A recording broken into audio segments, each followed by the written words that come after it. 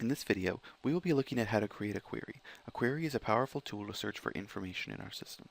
To begin, click on the Reporting menu option and you will automatically be taken to the list of queries in our system. Since we will be creating a custom query, click New Custom Query. We are now being asked to choose our data class. A data class is a specific type of information in our system.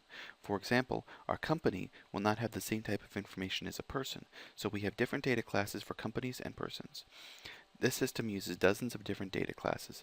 For our example here, select Person and click Proceed. Now we will look for our search criteria. We're going to search for any person from Virginia who has a default email address and return that person's contact information.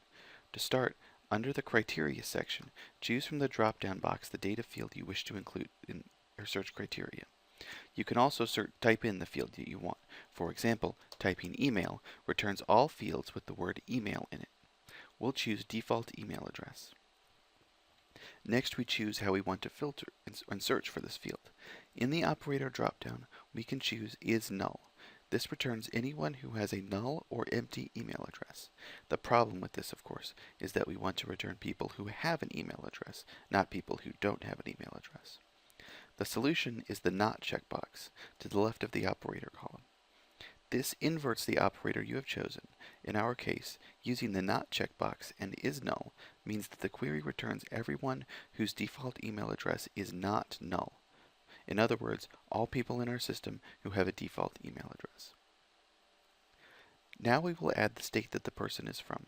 Click Add Another Field and choose Default Address State.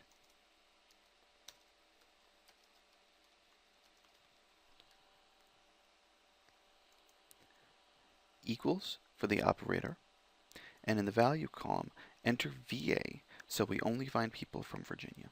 If you click the param checkbox, you can force this field to be re-entered every time the query is run. This is useful for search criteria which can change each time you run the query. Under the output format, we can choose a variety of ways to display our information. In the output format dropdown, we have grid, which is a standard table of information like elsewhere in our system, as well as custom reports, charts, and exports. For our purposes, we will leave this as grid. By default, a grid will include every column selected above as search criteria. Since we want all of this person's contact information, we will need to choose Select Specific Columns radio button and choose the person's name, address, phone number, and email.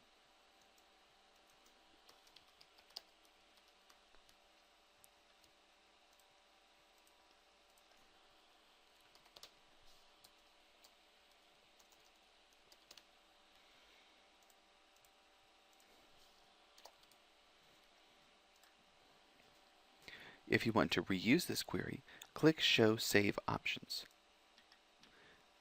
Enter the name you wish to use for this query.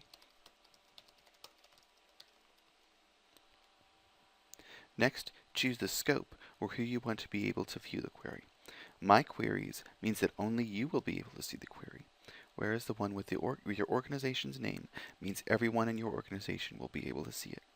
Once you have made all possible options, click Save Query and you will be taken back to the queries grid, where the list of queries is displayed. To run a query from the queries grid, click the Run icon on the left-hand side of each row.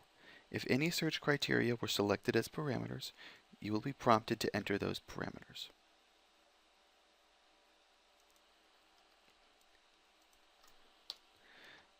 Once you have entered the parameters, if there are any, click Execute Query.